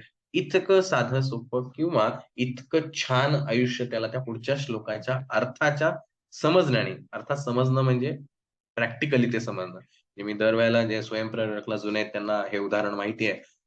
दरवेळेला हे उदाहरण देतो, की लहान बाळ जे आहे त्याला आगीपाशी जाऊ नको हे खूपदा सांगावं लागतं. पण एकदा का आयुष्यात चटका बसला, की आयुष्यात तुम्ही त्याला सांगायचीही गरज नाही. तो कधीही आगीजवळ जातच नाही. सो पहिले जे सुरुवातीला होतं, की "अरे तिथे जाऊ नकोस, तिथे हा आहे." हे जेव्हा आपण सांगत असतो दॅट इज समजावणं. पण जेव्हा स्वतःला चटका बसतो, ते भाजतं. भाजल्यानंतर काय होतं, हे जेव्हा त्या बाळाला कळतं दॅट इज एक्सपिरियन्स ऑर अनुभव ऑर अंडरस्टँडिंग. त्याच्यानंतर एकदा अंडरस्टँडिंग झालं, की आयुष्यात पुन्हा त्याला कधीही आग म्हणजे हा आहे असं सांगण्याची वेळ येत नाही. एखादं गणितामधलं प्रमेय, एखादा सिद्धांत एकदा का अंडरस्टँडिंग झाला, एकदा का तो समजला, आयुष्यभर परत ते पान उलटायची गरज पडत नाही. पण जर तो समजला नसेल, 10 वेळा वाचून सुद्धा, तो पाठ करून सुद्धा कदाचित पेपरपुरता लिहिता येतो, मार्कही मिळतात. पण आयुष्यामध्ये म्हणतो परत हा सिद्धांत माझ्या वाटेला येऊ नये, बिकॉज अंडरस्टँडिंग झालेला नसतो. जर पुढच्या श्लोकाचं अंडरस्टँडिंग आपल्या आयुष्यात झालं, तर आयुष्य सर्व सुखी आहे. मग माझ्या आयुष्यात सक्सेसफुल व्हायचंय. मला तर ह्या सगळ्या गोष्टी करायच्या आहेत, पण ॲट द सेम टाईम मला ते अल्टिमेट पीस पण हवंय. मला काही प्रपंच सोडायचा नाही. बऱ्याच वेळेला असंही वाटू शकतं, की काही या प्रपंचात नाहीये. हे सगळं प्रपंच झूट आहे आणि हे सगळं अ, वेळखाऊ आहे. मला उगाच डायव्हर्ट करण्यासाठी आहे. अजिबात नाही. हे सगळं जे आहे हे फक्त आपल्याला शिकण्यासाठी आहे. आपण शिकावं म्हणून ही गोष्ट आहे. त्यामुळे हा प्रपंचच आपल्याला परमार्थाकडे घेऊन जाऊ शकतो. त्यामुळे ज्याला प्रपंच उत्तम प्रकारे समजला आणि जो उत्तम प्रकारे जगू शकला, त्याला परमार्थ वेगळा करण्याची आवश्यकताच नाही. आणि म्हणून आपल्या सगळ्या संत मंडळींनी हेच प्रत्यक्ष जीवनात जगून दाखवलं, की प्रपंचात राहूनच परमार्थ करता येतो. स्वतंत्र परमार्थाची गोष्टी करण्याची आवश्यकता नाही. आणि नुसतं परमार्थाच्या गप्पा करून सुद्धा परमार्थ साधता येत नाही. कारण ते नुसतं बोलणं आहे, अंडरस्टँडिंग नाहीये. त्यामुळे कितीही कीर्तनकार माझ्यासारखे बुवा-बाबा का आणखीन बडबड करणारी माणसं कितीही जगात असली, पण ज्याला अंडरस्टँडिंग आहे, त्याला ही बडबड करण्याची आवश्यकता नाही. प्रत्येकाकडे भगवंताने काही ना काहीतरी स्किल दिलेलं आहे. आपलं स्किल हे इतरांच्या कशा भल्यासाठी, इतरांच्या चांगल्या उपयोगासाठी काय करता येऊ शकतं? आपल्याकडे जे स्किल असेल, एखाद्याकडे चांगलं लिहिण्याचं स्किल असेल, एखाद्याकडे चांगल्या कविता करण्याचं स्किल असेल, एखाद्याकडे आणखीन काही पण गोष्टी असतील. प्रत्येकाकडे काहीतरी गुण आहे. तो स्वतःचा स्वतःला शोधावा लागेल आणि जो काही गुण ईश्वराने आपल्याकडे दिलेला आहे, त्या गुणाच्या द्वारे समाजातल्या उपेक्षित जी लोकं आहेत, यांचं कसं भलं करता येईल मला, हा जर आपण प्रयत्न करू शकलो, तर हेच आपल्या जीवनातलं सगळ्यात मोठं कर्मयोगाचं माध्यम आहे, की आपल्याला दुसऱ्यासाठी जगण्यासाठी जन्माला घातलंय, स्वतःसाठी जगण्यासाठी नाही घातलेलं. दुसऱ्यांचं भलं व्हावं ही परमेश्वराची इच्छा आहे, की एखादा गरीब असेल, त्याला त्याच्या खाण्यापिण्याची भ्रांत आहे. तर ज्याच्याकडे जास्त आहे त्याने ते त्याला द्यावं आणि त्याला त्याचा उद्धार करावा. त्याच्यासाठी याच्याकडे जास्त दिलंय, पण हा देत नाही. मग थोड्या दिवसांनी ह्याच्याकडचंही संपायला लागतं. कारण हा ईश्वराचा न्याय आहे. आणि हे करणं म्हणजे सक्सेस आहे. आपल्या आयुष्यात मी सक्सेसफुल का नाही? मी दुःखी का आहे? माझ्या आयुष्यात टेन्शन काय आहे? असा जर सतत विचार करत राहिलो, तर आपण कायम दुःखीच राहणार आहे. पण त्या दुःखामध्येही माझ्याकडे असं काय आहे, जे मी समोरच्याला देऊ शकतो? काही नाही देऊ शकलो, अरे एक छानशी स्माईल तरी समोरच्याला देऊ शकतो. चांगल्या अर्थाने घ्या हां. इथं बरेचसे तरुण लोकं सुद्धा आहेत. बरं झालं म्हणतील, आता रोज मुलीकडे बघून स्माईलच देतो. मग आपण ते तमोगुणी झालो. की वाटेल त्या पद्धतीनं मी ते मिळवणारच. आपल्याला चांगल्या वृत्तीने पाहायचंय, की एक जर स्माईल देऊन समोरच्याला आनंद होत असेल, तर ठीक आहे माझ्याकडे तसंही काही नाहीये. मी आता सध्या स्वतःच दुःखात आहे. ठीक आहे ना, मग मी दुसऱ्याला स्माईल देऊ शकतो का? त्या स्माईलनी त्याच्या चेहऱ्यावर एक स्माईल आली. बास ना. नाही लागत मला त्याच्यासाठी पैसे, कष्टही करावे लागत नाहीत. पण मी देतोय आणि ही देण्याची जी वृत्ती आहे, तीच मला माझ्या आयुष्यात सुख आणून देणार. मला त्यासाठी वेगळं काहीच करायची गरज नाही. कारण जो देतो त्याच्याकडे येतं. हा निसर्गाचा नियम आहे. म्हणून आपण आपल्या आयुष्यात हा कर्मयोग समजून घ्यायला ज्ञानयोग नाही समजला, हे आत्मा आणि परमात्मा आणि ते हा देह आणि ते काही उपयोगाचं नाही, नासतो विद्यतो भावे हे नाही मला कळलं. No problem. कर्मयोग करा आणि अनेक असे विश्वामध्ये अफलातून व्यक्तिमत्व आहेत, ज्यांनी फक्त कर्मयोग साधला आणि त्या कर्मयोगातनं मुक्त झाले. ना कुठल्या देवाचं केलं, ना कुठले जपजप्य केलं किंवा आणखीन काही केलं नाही. पण हा कर्मयोग अशा प्रकारे साधला, की ते मुक्त होईल. आणि हा तुमच्यासाठी टास्क राहील, की अशी कोण माणसं आहेत, की ज्यांनी लाईफमध्ये इतक्या डेडिकेटली काम केलेलं आहे त्यांच्या समाजासाठी किंवा समाजातल्या अशा उपेक्षितांसाठी आणि खरंच त्यांचा जीवन भलं झालंय. अशी शोधून काढावं. प्रत्येक योगामध्ये भक्ती योगात जसे संत मंडळी आपल्याकडे आहेत, तसेच कर्मयोगात सुद्धा आहेत. छत्रपती शिवाजी महाराज तर कर्मयोगाचं फार मोठं उदाहरण आहे. या माणसाने आयुष्यभर समाजासाठी, रयतेसाठी लढलाय. प्रसंगी स्वतःचा जीव धोक्यात घातलेला आहे. आज तो माणूस किती ग्रेट आहे. आणि आपण कोणीही असं म्हणू शकणार नाही, की छत्रपती शिवाजी महाराजांना भोग भोगावे लागले असतील पुढील जन्मांत. Of course not. यांनी रयतेचं सोनं केलं आयुष्याचं, तो राजा कोण किती महान असेल. कर्मयोगी आहे.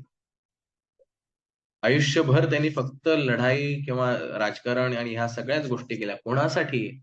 हे राज्य व्हावे ही तो श्रींची इच्छा. या रयतेसाठी, या रयतेच्या आयुष्यामध्ये गेल्या अनेक वर्षांमध्ये जे दुःख त्यांना सहन करावं लागलंय, या दुःखातनं त्यांना बाहेर काढायचंय आणि सुखाचं, समाधानाचं जीवन आणि स्वतःच्या हक्काचं जीवन जगून द्यायचंय, यासाठी तो लढला राजा. तो छत्रपती झाला. कर्मयोगाचं सर्वात मोठं उदाहरण आपल्या दृष्टीनं आपल्याला परिचित असलेलं. आणखीन उदाहरणं तुम्ही शोधून काढा. कर्मयोगाच्या माध्यमातूनही अल्टिमेट पीस, निर्वाण किंवा परमेश्वर, मोक्ष, मुक्ती काय असेल ती मिळवता येते. Choice is your. तुम्हाला कुठला मार्ग निवडायचा आहे हा तुमचा प्रश्न आहे. कर्मयोग निवडायचा आहे, भक्तियोग निवडायचा आहे, ज्ञानयोग निवडायचा आहे, ध्यानयोग निवडायचा आहे, और स्वामीजी म्हणले तसे ह्या चारींचं कॉम्बिनेशन करून बघा. एकच मार्गाला लागण्यापेक्षा परिस्थितीनुसार तुम्ही तुमचा मार्ग चेंज करत राहा, कारण अल्टिमेट डेस्टिनेशन तुमचं एकच आहे. हे चारही मार्ग एकाच ठिकाणी घेऊन जातात. म्हणून स्वामीजींनी उभारलेल्या मठांमध्ये भक्तियोगही आहे, ध्यानयोगही आहे, ज्ञानयोगही आहे आणि कर्मयोगही आहे. मला त्यातनं कुठलाही लाभ नकोय. त्यातनं मला कोणीही कौतुक करायला नकोय. मला ते ते कुठे फोटो पब्लिश करत बसायचे आणि प्रसिद्धी करायची, काहीही करायचं नाही. मला काहीच नको आहे. I just want to do. मला द्यायचं आहे. मी संधी शोधतोय, की मला कसं देता येईल. जो घेणारा आहे तो माझ्यावर उपकार करतोय, कारण तो मला संधी निर्माण करून देतोय देण्याची. तो गरीब आहे म्हणून मी दान करू शकतो. मी त्याच्यावर उपकार करत नाही, तो माझ्यावर उपकार करतोय.